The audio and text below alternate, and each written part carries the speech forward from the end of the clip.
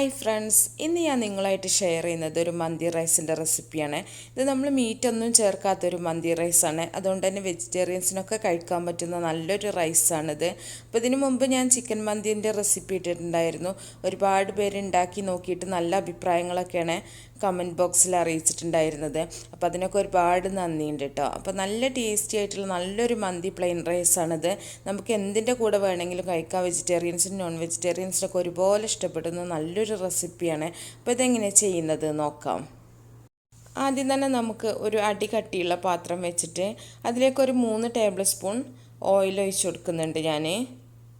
ഇതിലേക്ക് ഒരു 20 കുരുമുളക്, മുഴുവനായിട്ടുള്ള കുരുമുളകാണ്, അതിട്ട് കൊടുക്കുന്നുണ്ട്.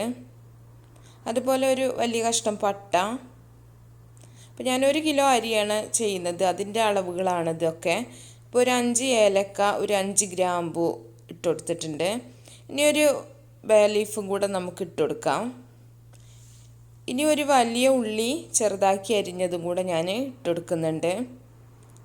അപ്പോൾ നമ്മൾ 1 കിലോ അരിയിലാണ് ഇപ്പോൾ ഈ ചോറ് റെഡിയാക്കുന്നത്. അപ്പോൾ അതിലേക്കുള്ള അളവുകളാണ് ഇപ്പോൾ ഇതൊക്കെ കേട്ടോ. അപ്പോൾ നിങ്ങൾ അരിൻ്റെ അളവ് കൂട്ടുകയാണെങ്കിൽ ഇതിൻ്റെയൊക്കെ അളവിലൊക്കെ നിങ്ങൾ കൂട്ടി കൊടുക്കേണ്ടി വരും. ഇനി ഇത് നമുക്ക് ഒരുപാട് ബ്രൗൺ കളർ ആവേണ്ട ആവശ്യമൊന്നുമില്ല. ചെറുതായിട്ടൊന്ന് വഴന്ന് വരുവോളം ഇത് നമുക്കൊന്ന് വഴറ്റി കൊടുക്കാം. ഇനി ഈ ഒരു വലുപ്പത്തിലുള്ള തക്കാളി ഞാനൊന്ന് പ്യൂരിയാക്കി എടുക്കുന്നുണ്ട്. തൊലിയോട് കൂടി തന്നെയാണ് ഞാൻ അരച്ചെടുത്തിട്ടുള്ളത് കേട്ടോ. അതും കൂടെ ഒഴിച്ചിട്ടുണ്ട്. നമ്മൾ നേരത്തെ ചിക്കൻ മന്തി ചെയ്ത സമയത്ത് നമ്മൾ തക്കാളിൻ്റെ ഒന്നും തന്നെ ചേർത്തിട്ടുണ്ടായിരുന്നില്ല. ഒരുപാട് പേര് ചോദിച്ചിട്ടുണ്ടായിരുന്നു തക്കാളി വേണ്ടെന്നൊക്കെ. പക്ഷേ തക്കാളി ഇല്ലാണ്ട് ചെയ്തിട്ട് നല്ല ടേസ്റ്റാണ്, ചെയ്തവർക്കൊക്കെ അറിയാൻ പറ്റും. ഇനി നമുക്കിതിലെ വെള്ളം ഒന്ന് വറ്റി വരുന്നവരെ ഒന്ന് വഴറ്റി കൊടുക്കാം. ഇപ്പോൾ വെള്ളമൊക്കെ നന്നായിട്ട് വറ്റി വന്നിട്ടുണ്ട്.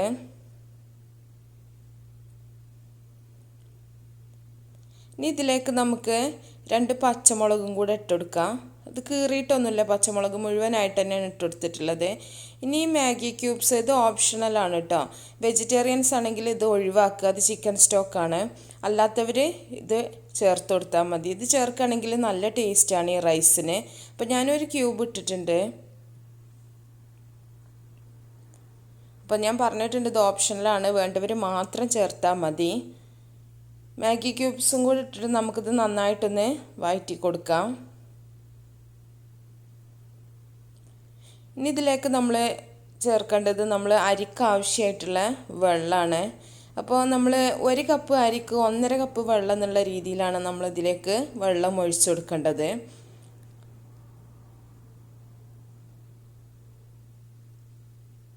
അപ്പോൾ നമുക്ക് 4 കപ്പ് അരിക്ക് 6 കപ്പ് വെള്ളം എന്നുള്ള രീതിയിലാണ് ഞാനിപ്പോൾ വെള്ളം ഒഴിച്ചിട്ടുള്ളത്. വെള്ളം തിളപ്പിക്കേണ്ട ആവശ്യമൊന്നുമില്ല, സാധാരണ വെള്ളം തന്നെ ഒഴിച്ചാൽ മതി. ഇതിലേക്ക് ആവശ്യത്തിനുള്ള ഉപ്പിട്ട് കൊടുക്കുക. ഇനി ഒരു വെളുത്തുള്ളിൻ്റെ കുടം മുഴുവനായിട്ട് ഞാൻ ഇട്ട് കൊടുക്കുന്നുണ്ട്. ഇത് നിങ്ങൾക്ക് വേണമെന്നുണ്ടെങ്കിൽ വെളുത്തുള്ളി തൊലിച്ചിട്ട് ഒരു 3-4 അല്ലി ഇട്ട് കൊടുത്താൽ മതി, ചതക്കൊന്നും ചെയ്യരുത് കേട്ടോ. ഇനി 1 ടേബിൾ സ്പൂൺ കബ്സ മസാല ചേർത്ത് കൊടുക്കുന്നുണ്ട് ഞാൻ. ഈ കബ്സ മസാലൻ്റെ റെസിപ്പി ഞാൻ നേരത്തെ അപ്ലോഡ് ചെയ്തിട്ടുണ്ട്. അപ്പോൾ കാണാത്തവരുണ്ടെങ്കിൽ കാണുക കേട്ടോ, ഞാൻ ഡിസ്ക്രിപ്ഷനിൽ കൊടുക്കാം അതിൻ്റെ ലിങ്ക്. അപ്പോൾ നമ്മളിങ്ങനെ വെളുത്തുള്ളി ഇട്ടിട്ടുള്ളത് നമ്മൾ ചോറ് തിളച്ച് കഴിഞ്ഞാൽ വെളുത്തുള്ളി എടുത്ത് ഒഴിവാക്കാൻ വേണ്ടിയിട്ടാണ്. ഇനി ഇതിലേക്കൊരു 2 ഉണങ്ങിയ നാരങ്ങയും കൂടെ ഞാൻ ചേർത്ത് കൊടുത്തിട്ടുണ്ട്. ഇനി നമുക്ക് ഈ വെള്ളം തിളക്കാനായിട്ടൊന്ന് അടിച്ചു വെക്കാം. ഇപ്പോൾ വെള്ളം നന്നായിട്ട് തിളച്ചിട്ടുണ്ട്. വെളുത്തുള്ളി നമ്മൾ ചതച്ച് ചേർക്കാത്തത്, അതിൻ്റെ ഒരുപാട് ഫ്ലേവർ ഇതിൽ ആവശ്യമില്ല, അതുകൊണ്ടാണ് കേട്ടോ. ഇതിലേക്ക് 1 കിലോ അരി ഞാൻ കഴുകി കുതിർത്ത് വെച്ചിട്ടുള്ള അരിയായിരുന്നു. അത് ഞാനൊന്ന് വെള്ളം വാരാൻ വേണ്ടിയിട്ട് വെച്ചിട്ടുള്ളതാണ്, അത് ഇട്ട് കൊടുക്കുന്നുണ്ട്. അപ്പോൾ ഒരു അരമണിക്കൂറെങ്കിലും നിങ്ങൾ കുതിർത്ത് വെക്കുക. ഒരു 15-20 മിനിറ്റ് എന്തായാലും നിങ്ങൾ വെക്കണം കേട്ടോ. അരമണിക്കൂർ വെക്കുകയാണെങ്കിൽ അത്രയും നല്ലതാണ്. അപ്പോൾ നമ്മൾ അരി ഇട്ടിട്ടുണ്ട്. ഇനി ഇത് നമുക്ക് ഒന്ന് ഇളക്കി കൊടുക്കാം. വെളുത്തുള്ളി നിങ്ങളിങ്ങനെ ഇടുന്ന സമയത്ത് നല്ലോണം കഴുകി വൃത്തിയാക്കിയിട്ട് വേണം വെളുത്തുള്ളി ഇടാനായിട്ട്. നമ്മൾ തൊലി കളയാണ്ടാണ് ഇട്ടിട്ടുള്ളത്. നന്നായിട്ട് തന്നെ ഒന്ന് ഇളക്കി മിക്സ് ചെയ്യാം. ഇനി നമുക്കിതൊന്ന് അടച്ചു വെക്കാം.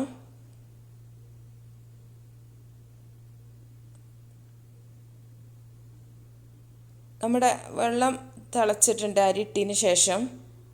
അപ്പോൾ നമ്മൾ ഇത് തിളക്കോളം നമ്മൾ തീ കൂട്ടി തന്നെ വെക്കണം കേട്ടോ. ആ സമയത്ത് നമ്മൾ തീ കുറച്ച് വെക്കരുത്. വീണ്ടും ഒന്നും കൂടെ ഒന്ന് ഇളക്കി കൊടുക്കുക. ഈ സമയത്ത് നിങ്ങൾ ഉപ്പൊക്കെ കറക്റ്റ് ആണോ എന്നൊക്കെ നോക്കുക കേട്ടോ. അപ്പോൾ അതിന് ഇല്ലെങ്കിൽ ഉപ്പൊക്കെ അത്യാവശ്യത്തിന് ഇട്ട് കൊടുക്കുക. ഇനി നമ്മളിത് ഒന്നും കൂടെ ഒന്ന് അടിച്ചു വെക്കുകയാണ്. മുഴുവനായിട്ട് തിളച്ചതിന് ശേഷം നമ്മൾ അടിച്ചു വെച്ചിട്ട് തീയെ ചെറുതാക്കി കൊടുക്കണം. പിന്നെ നമ്മൾ നല്ല തീയിലിടരുത് കേട്ടോ. അപ്പോൾ പെട്ടെന്ന് വെള്ളം വറ്റിപ്പോവും, ചോറ് വെന്തിട്ടുണ്ടാവില്ല. അപ്പോൾ നമ്മൾ തീ ചെറുതാക്കി വെച്ചിട്ട് വേണം പിന്നെ നമ്മൾ വേവിച്ചെടുക്കാൻ. അപ്പോൾ ഞാൻ ഒന്നും കൂടെ ഒന്ന് ഇളക്കി മിക്സ് ചെയ്യുന്നുണ്ട്. അപ്പോൾ ഞാനിത് കാണിക്കുന്നത് എന്തിനാണെന്ന് വിചാരിച്ചാൽ ആർക്കെങ്കിലുമൊക്കെ സംശയം ഉണ്ടാവും. നമ്മൾ അങ്ങനെ വെച്ചിട്ട് ലാസ്റ്റ് അങ്ങോട്ട് തുറന്നിട്ട് ചോറ് എടുക്കുകയാണ് എന്നുള്ളത്. അങ്ങനെയല്ല കേട്ടോ, ഇടയ്ക്കൊന്ന് ഇളക്കി കൊടുക്കുന്നുണ്ട്. അപ്പോൾ നമ്മുടെ ചോറിൽ ഏകദേശം വെള്ളമൊക്കെ വലിഞ്ഞ് റെഡി ആയിട്ടുണ്ട്. അപ്പോൾ ഒന്നും കൂടെ നമുക്ക് ചോറൊന്ന് ഇളക്കിയിട്ടൊന്ന് അടച്ചു കൊടുക്കുക. ഒരുപാട് ഇളക്കി മിക്സ് ചെയ്യരുത്, അപ്പോൾ നമ്മുടെ അരിയൊക്കെ ഇത് പൊട്ടിപ്പോവും. അപ്പോൾ അതൊക്കെ വേണം നമ്മൾ ചോറ് ഇളക്കി കൊടുക്കാനായിട്ട്.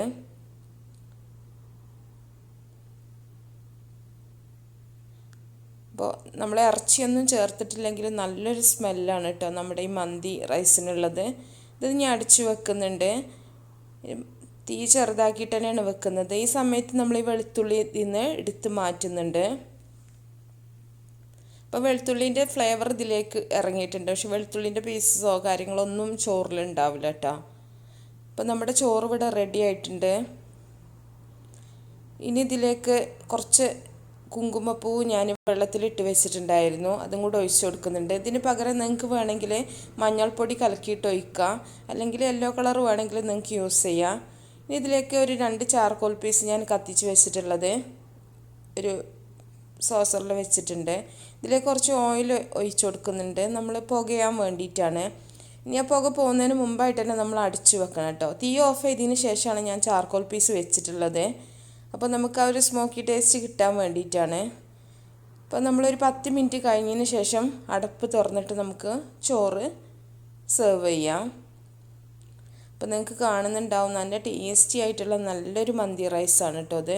നമ്മൾ ഇറച്ചിയൊന്നും ഇല്ലെങ്കിലും സൂപ്പർ ടേസ്റ്റിയാണ് ഈ മന്തിക്ക്. അപ്പോൾ എല്ലാവരും ഉണ്ടാക്കി നോക്കുക. ഇത് നിങ്ങൾക്ക് അൽഫാം ഷവായൻ്റെ കൂടെയൊക്കെ കഴിക്കാൻ പറ്റുന്ന നല്ലൊരു റൈസാണ്. വെജിറ്റേറിയൻസ് ആണെങ്കിൽ അവർ ഇഷ്ടപ്പെടുന്ന എന്തിൻ്റെ കൂടെ വേണമെങ്കിലും കഴിക്കാം. ഇല്ലെങ്കിൽ ടൊമാറ്റോ സോൾട്ട് മാത്രം മതി. അതിൻ്റെ റെസിപ്പി ഞാൻ നേരത്തെ ചെയ്തിട്ടുണ്ട്. അപ്പോൾ നല്ല നല്ല റെസിപ്പികളൊക്കെ ആയിട്ട് നമുക്ക് അടുത്തൊരു വീഡിയോയിൽ കാണാം.